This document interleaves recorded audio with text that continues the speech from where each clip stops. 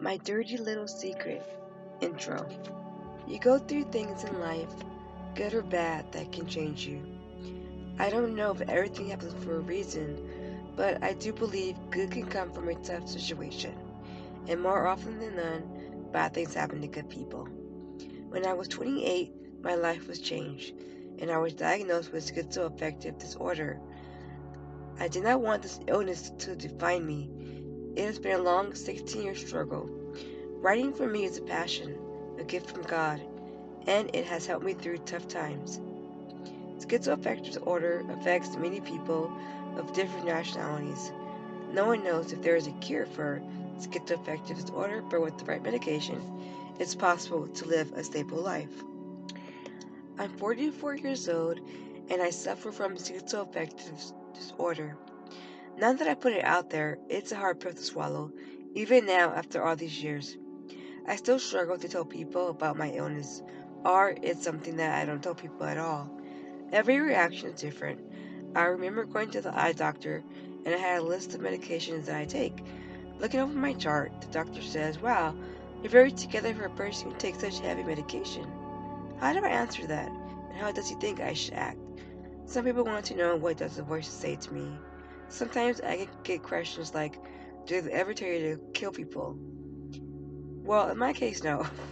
I was once at a restaurant having lunch with my best friend and her aunt. I was trying to explain what I was going through. She asked, "Are you going to kill my niece?" I said, "No, I'm not a psychopath. I couldn't even think of hurting someone I love. If anything, I would try to save them from some sort of evil or danger." Sometimes when I do tell my story, I find out that some people know someone who has schizoaffective disorder, and I get to hear their story. Then I know I am not alone. But there are many people with schizoaffective disorder who do feel isolated and alone. So I decided to write this vlog to help others see that there is hope. One can still live a successful life. My life today is filled with hard work and a drive to pursue my dreams. I live a stable life with lots of support and love. I continue to write for a sense of satisfaction, for the pure delight. God has blessed me with a loving and supportive family that I do not take for granted. When it comes to having to live with a mental illness, a good support system is essential for a healthy living and a balanced life. There are so many people with schizoaffective disorder that are suffering in silence, who may feel trapped within their minds. I get it and I understand. There are so many cases of suicide among the schizoaffective disorder community, and that saddens me. That's why I decided to share some of my journey in hopes to bring a sense of understanding to those suffering and maybe be a beacon of light during a dark time. Just know that there is someone who cares.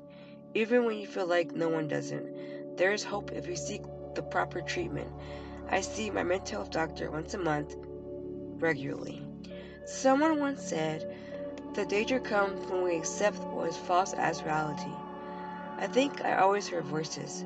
I remember as a child jokingly making a statement about being a quiet child, saying I was quiet because maybe I was too busy talking to the voices in my head.